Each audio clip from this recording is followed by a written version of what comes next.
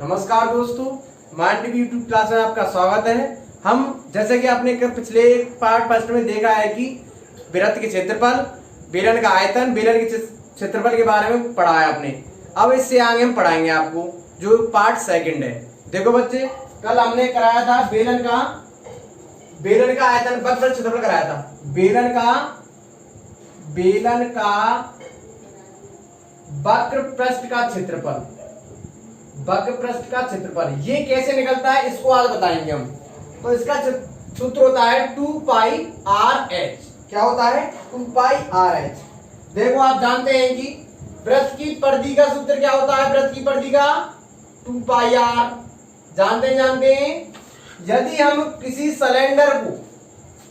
किसी गोल सिलेंडर को, जैसे कि हमारा कोई गोल सिलेंडर है, ये रहा गोल सिलेंडर आपका, जानते ना, ये गोल सिलेंडर है और ये दोनों परिधि इसकी भी 2πr होगी और ऊपर वाले की जो ये है, ऊपर का जो ये सर्कल है, इसकी भी परिधि क्या होगी? 2πr। यदि हम इसको बीच में से काट देते हैं तो ये एक तरह से क्या बन जाएगा? एक तरह से कालीन या फिर आयत जैसी शेप बनाएगा। किसकी? आयत की या फिर कालीन जैसी शेप बिल्कुल बनाएगा। ठीक है। यदि हम इसकी ऊंचाई को h मान लें, क्या मान लें? h, और ये जो गोल सर्कल है जो खुलेगा तो पूरा एक लाइन लेगा, एक लाइन सीधी स्ट्रेट रहेगा, तो इसको हम 2πr कह सकते हैं। ठीक है। हम जानते हैं कि आयत का क्षेत्रफल क्या होता है? आयत का क्षेत्रफल क्या होता है? l इंटू बी, और हमको क्या दिया हुआ इसमें? l क्या हमारी 2πr और b क्या हमारी h। तो इससे हमारे बेलन का वक्र पृष्ठ का क्षेत्रफल निकल आया। क्या? बेलन के वक्र पृष्ठ का क्षेत्रफल निकल आया। जैसे कि हम आपको एग्जांपल से अभी बताते हैं। जैसे कि एक कॉपी है, अब इसको हम मोड़ कर क्या बन रहा है? एक सिलेंडर बन गया। देखो खोखला सिलेंडर बन गया। देखो इधर से देखो, गोल एकदम बिल्कुल बन गया। यदि हम इसमें h ऊंचाई लेके काट देते हैं तो एक किसकी शेप ले रहा है? एक आयत की शेप ले रहा है। और ये हमारी जो परिधि होती है, जो एरिया होता है ऊपर का, जो परिधि होती है, परिधि, तो ये 2πr होती है। जानते हैं कि किसी की सर्कल का हमको राउंड लगा दो, क्या होती है? 2πr, जिससे कि हमारा ये आयत का क्षेत्रफल निकल के आता है। आयत क्षेत्रफल के द्वारा हम इसको बेलन के वक्र क्षेत्रफल निकालते हैं। संपूर्ण को कल बता दिया था आपको। ठीक है प्यारे बच्चों। और आज हम घनाभ के बारे में कुछ सूत्रों को निकालेंगे। देखो बेटा बोर्ड पर अभी, और स्क्रीनशॉट लेना तो ले ले भाई।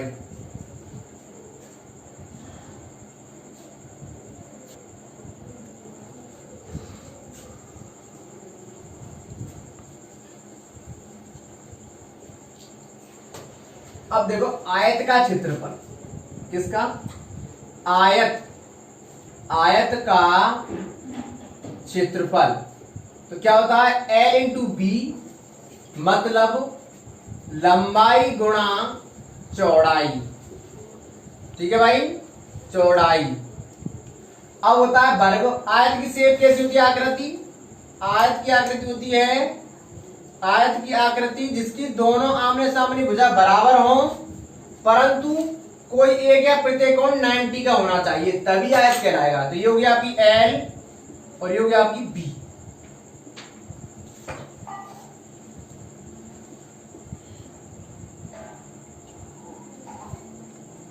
अब देखो वर्ग का क्षेत्रफल, वर्ग का क्षेत्रफल।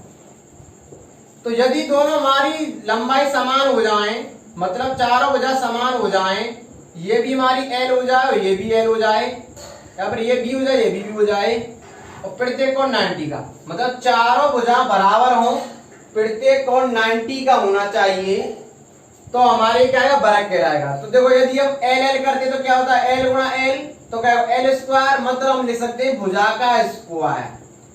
ठीक है भाई, लिख सकते हैं। यदि हम इस पर यदि कोई विकर्ण की बात करे कि आयत का विकर्ण क्या होता है, कोई पूछ ले आयत का विकर्ण क्या होता है, तो देखो बेटा आयत का विकर्ण की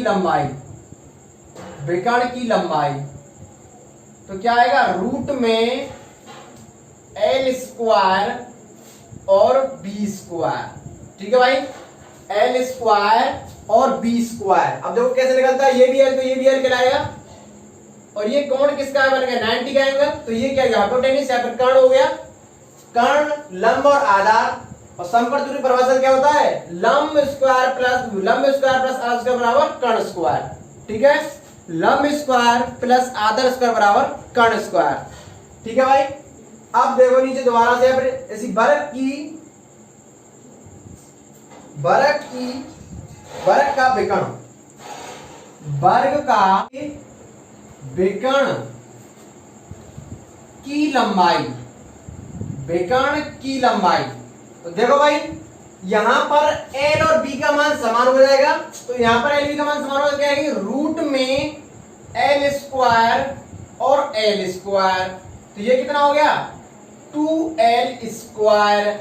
हम जानते हैं कि रूट के ऊपर ये मतलब इसमें जो रूट है अलग है दोनों साइड पे, यहाँ पे रूट 2 आ गया, यहाँ पर आएगा रूट L स्क्वायर, तो ये निकल के आएगा खाली ओनली L, तो क्या बोलेंगे L रूट 2 भुजा, यहाँ पर आप बोल सकते इसको भुजा रूट 2।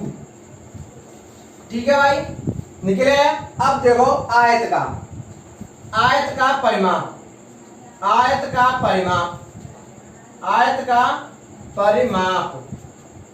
देखो भाई, तो परिमाप का मतलब ये होता है कि उसके चारों जो बाउंड्री होती हैं उनके चारों बाउंड्रियों को नापना एक तरह से।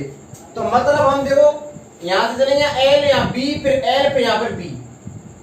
हाँ भाई हो गए 4, तो देखो 2 बार तो गया हमें B जुड़ी और 2 बार L, तो ये इससे परिमाप निकल गया 2 बार L 2 बार B। ठीक है भाई, तो इसके बोलते क्या हम दो लंबाई प्लस चौड़ाई। ठीक है पहले दोस्तों, अगलो देखो वर्ग का परिमाप।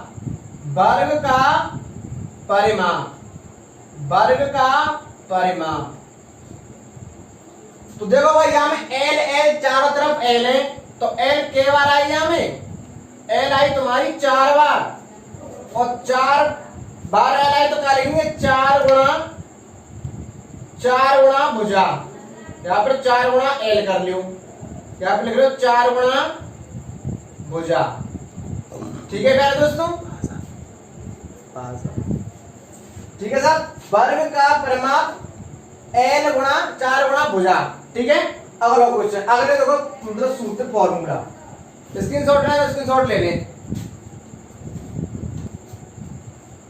देखो साहब अगलो सूत्रों को आपको याद करने की जरूरत नहीं पड़ेगी, बस एक बार इनको वीडियो को देख लेना और दिमाग में बैठ जाएंगे, किसी भी सूत्र को याद करने की जरूरत नहीं पड़ेगी। अब देखो घनाभ का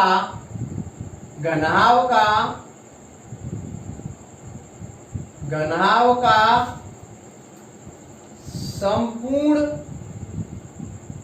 पृष्ठीय क्षेत्रफल। तो आप जानते हैं घनाभ एक 3D में होता है, 3D जैसे कि आप रूम होते हैं आपके घरों में, तो ये 3D में होते हैं, तो 3D मतलब x अक्ष, y अक्ष और z अक्ष होती है उसमें। ठीक है बच्चों, तो 3D में होते हैं, तो घनाभ की एल बेस तीनों अलग अलग होती हैं, जैसे कि हमको एग्जांपल से अभी बताते हैं, यह 6 कम से कम 6 भुजाओं से 6 आयतों से मिलकर बना होता है।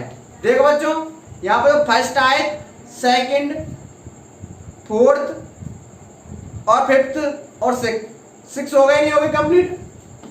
देखो 1 2 3 4 5 और 6, तो ये 6 आयतों से मिलकर एक घनाभ बनता है।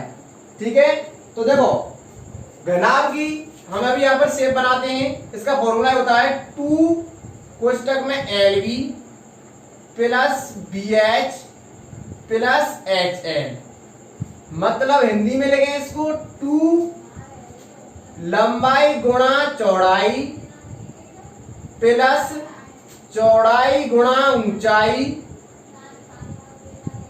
प्लस ऊंचाई गुणा लंबाई। ठीक है भाई, यहां तक कंप्लीट है। अब देखो हमारी शेप देखो बेटा, शेप हमारी देखो आकृति, शेप मतलब होता है आकृति।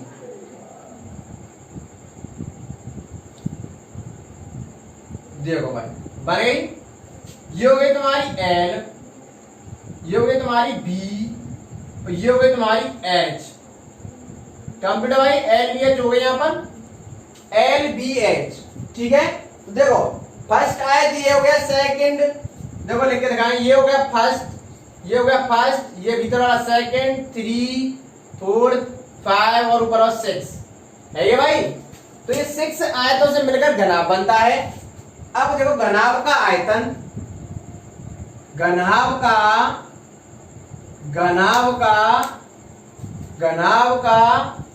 आयतन, घनाभ का आयतन तो क्या होता है, L into B into H, मतलब लंबाई गुणा चौड़ाई और गुणा ऊंचाई, लंबाई गुणा चौड़ाई और गुणा ऊंचाई।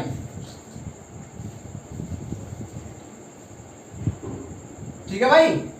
अब देखो अगलो, घनाभ के विकर्ण की लंबाई, घनाभ की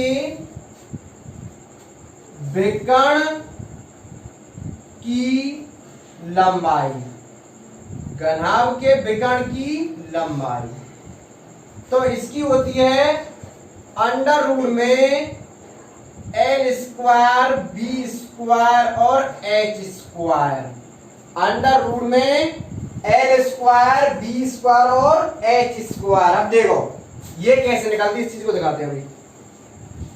हमको ये यहां से कोने से लेकर ये कोना निकालना पड़ता है। आपके घरों में देख रहे ना, जो सबसे घनाभ की सबसे बड़ी भुजा घनाभ का विकर्ण ही होता है। ठीक है भाई। देखो पहले निकालेंगे हम यहां से लेके यहां तक, पहले कहां से, यहां से लेके यहां तक, फिर निकालेंगे हम इस कोने से लेके इस कोने तक। तो यहाँ की क्या करेगा, L square plus B square, अब ये क्या है, इसके लिए हाइपोटेनस हो गया ये, इसकी क्या करेगा, ये रूट में L square plus B square plus H square, ऐसे निकल के आती है। ठीक है भाई, कंप्लीट बात है। सॉरी ये नहीं होगी, सॉरी सॉरी सॉरी सॉरी ये नहीं होगी, ये वाली आती है, देखो ये वाली L square plus B square धरती वाली, ठीक है, फर्श वाली। ओके चलो अब देखो घन, घन, घन का संपूर्ण पृष्ठीय क्षेत्रफल, घन का होता है तुम्हारा 6 भुजा स्क्वायर। अब देखो या चीज है, घनाभ हुए, घनाभ में 6 आयतों से मिलकर बना होता है और घन 6 वर्गों से मिलकर बना होता है। तो एक वर्ग के पृष्ठ का क्षेत्रफल क्या होता है, भुजा स्क्वायर, उसमें कितने पृष्ठ होते हैं, 6, इसीलिए 6 वर्गों का क्षेत्रफल एक घन के बराबर होता है। ठीक है प्यारे बच्चों। अब देखो यहां पर तो एल, उसकी शेप बनाते हैं, देखो शेप उसकी क्या होती है, शेप देख लो, इसकी एल बेस क्या होती है, बराबर, निकाल के बता सूत्र को अभी, इनको देखो, उसकी एल बेस क्या होती है, बराबर, मतलब ये भी एल है और जो चौड़ाई है वो भी एल के मान लो, या फिर सभी को एल मान लो, मतलब इसकी सभी भुजाएं क्या है, बराबर हैं। तो यहाँ पर देखो सभी पर एल लगेंगे, उसमें घनाभ के क्षेत्रफल में देखो एल गुणा एल प्लस एल गुणा एल प्लस एल गुणा एल, 2 ये हो गया L square L square L square, कितना हो गया, 3l स्क्वायर हो गया, 3l स्क्वायर हो गया। अब 2 का गुणा 3 से करेंगे कितना, 6l स्क्वायर, मतलब 6 भुजा स्क्वायर। ये फॉर्मूला आपको बस एक याद कर लो, इससे निकल आते हैं। अब बात करें, स्क्रीनशॉट लेना तो स्क्रीनशॉट ले लो बच्चे, और अगले जो क्वेश्चन है उसको अगली थोड़ी देर बाद कराते हैं। चलो भाई स्क्रीनशॉट ले लिया होगा आपने, और अगली वीडियो को अगली फॉर्मूला पर आते हैं।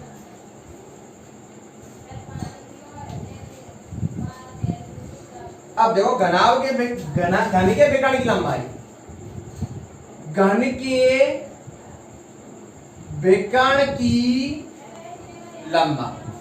तो देखो भाई यहां से लेके यहां तक पर्स की तो क्या हो जाएगी रूट में L square plus L square.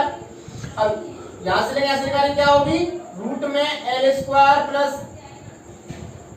L square plus L square plus L square. घन के विकर्ण कितना है अगर एल बी एच बराबर हो जाए तो चूंकि एल बराबर बी बराबर एच है तो एक जैसे L square plus L square plus L square ये कितना रूट में 3 एल स्क्वायर और क्या निकलेगा खाली एल स्क्वायर बाहर निकलेगा एल खाली तो रूट में 3 तो भुजा यहां पर कैसे लिख सकते हैं भुजा रूट 3 कंप्लीट है भाई। ये हो गया हमें घन के विकर्ण के जो सभी फॉर्मूला कंप्लीट। ठीक है भाई अब कराते हैं हम शंकु के। किसके कराते हैं शंकु के। शंकु देखो शंकु का वक्रपृष्ठ का क्षेत्रफल शंकु का वक्रपृष्ठ का क्षेत्र देखो भाई जन्मदिन तो बनते होंगे भाई देखेंगे ना देखे होंगे सबन ने। जन्मदिन में जो टोपी पहनता है ऐसा बच्चा तो वो होता है शंकु। ठीक है भाई इसकी शेप ऐसे बनती है देखो बेटा शेप जो आकृति बोलते हैं ऐसे।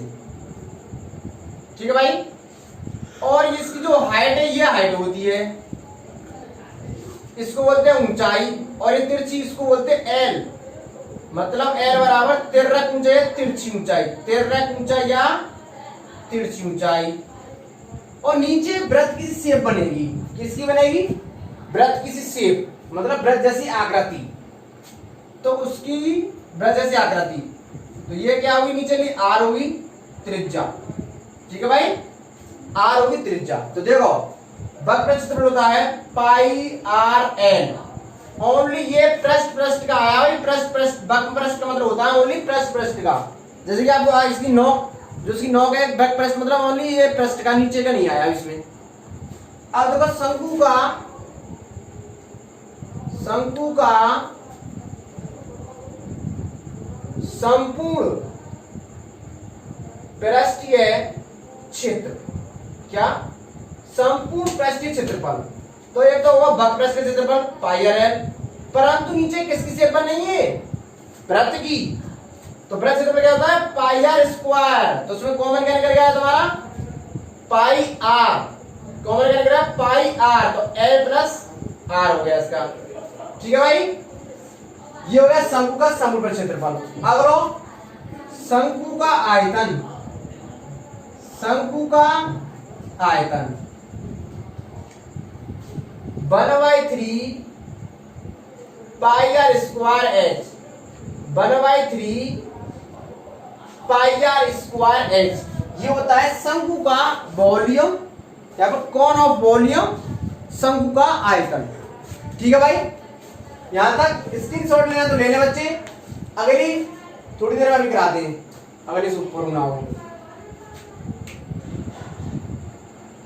चलो भाई अब देखो छिन्नक के बारे में बताएंगे कुछ सूत्र लास्ट इस प्रश्नावली के लास्ट फॉर्मूले यही बस। इसके बाद हम नेक्स्ट वीडियो में आपके एग्जाम्पल और क्वेश्चनों को कराएंगे जिससे कि आपकी जो भी प्रॉब्लम है जो छोटी छोटी प्रॉब्लम सब कंप्लीट यही डाउट खत्म होंगे आपके।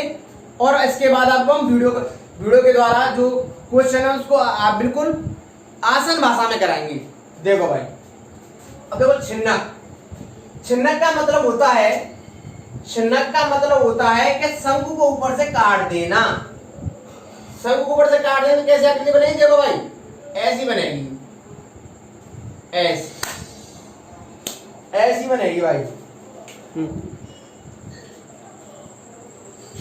ऐसी बनेगी देखो भाई ऐसी देखेंगे ज्वालामुखी जैसी आकृति बनेगी भाई। और यार सीधी कर देना एकदम तो मजा ही आ जाएगा। देखो भाई सीधी कर दो कैसे बनी लगा रहा ना रोज को। देखो भाई कहता है बाल्टी ये भला पानी नहा ले आते आराम से वैसे गरीब कर रही है। हाँ भाई सही ना कह रहा हूँ, देख लो साहब बाल्टी बनेगी बन गई। तो देखो इसकी त्रिज्या होगी तुम्हारी, वो तो कहलाएगी आपकी R1 और ये त्रिज्या कहलाएगी आज यहां तक, ये कहलाएगी R2, ये कहलाएगी तुम्हारी L और ये कहलाएगी तुम्हारी क्या हाइट, सीधी हाइट जो होती है H। सॉरी थोड़े रुको भाई। शंकु देखो शंकु की तिर्यक लंबाई कैसे निकालें, यदि आपको R और H दिया हो, यहां से पे डालेंगे क्या हो जाएगा आपका एक लंब, और देखो किसकी शेप बना रहा है ये एक समकोण त्रिभुज की, एक समकोण त्रिभुज की। ये हो गया आपका कर्ण, ये हो गया आपका क्या H, ये हो गया आधार, ये हो गया R मतलब त्रिज्या फिर आधार। तो तुम्हारा कर्ण कैसे निकालेंगे, मतलब तिर्यक लंबाई कैसे निकालेंगे, तो क्या निकल जाएगी तिर्यक लंबाई, हाइपोटेन्यूज वाला सूत्र लग जाए, हाइपोटेन्यूज बराबर आधा स्क्वायर प्लस कर्ण, आधा स्क्वायर प्लस लंब स्क्वायर। देखो रूट में R स्क्वायर प्लस के H स्क्वायर, ठीक है भाई। तो L बराबर क्या आएगी, तिर्यक ऊंचाई R स्क्वायर प्लस के H स्क्वायर। कंप्लीट है। अब देखो छिन्नक के सूत्र, एक शंकु याद कर लो, छिन्नक अपने आप याद हो जाएगा, याद करने की आपको कोई भी जरूरत नहीं पड़ेगी। देखो बस आपको फॉर्मूला में शंकु के में बस मान रखनी। तो देखो भाई ये हो गया आपकी R1, क्या हो गया, ये हो गया R1, ये हो गया आपकी R2, ठीक है भाई। देखो छिन्नक जानते हैं, बता दिया किसको बोलते हैं, शंकु को ऊपर से काट दो। छिन्नक का आयतन, छिन्नक का आयतन देखो 1/3 शंकु क्या होता है पाई स्क्वायर H, परंतु हमको पाई H में तो कोई मतलब है ही नहीं, R चेंज हो गई तो क्या हो जाएगा R1 पे स्क्वायर प्लस R2 पे स्क्वायर प्लस R1 और R2, ये हो गया आपका शंकु का आयतन, सॉरी छिन्नक का आयतन। छिन्नक का वक्र पृष्ठ का क्षेत्रफल, छिन्नक का वक्र पृष्ठ का क्षेत्रफल, वक्र पृष्ठ का क्षेत्रफल।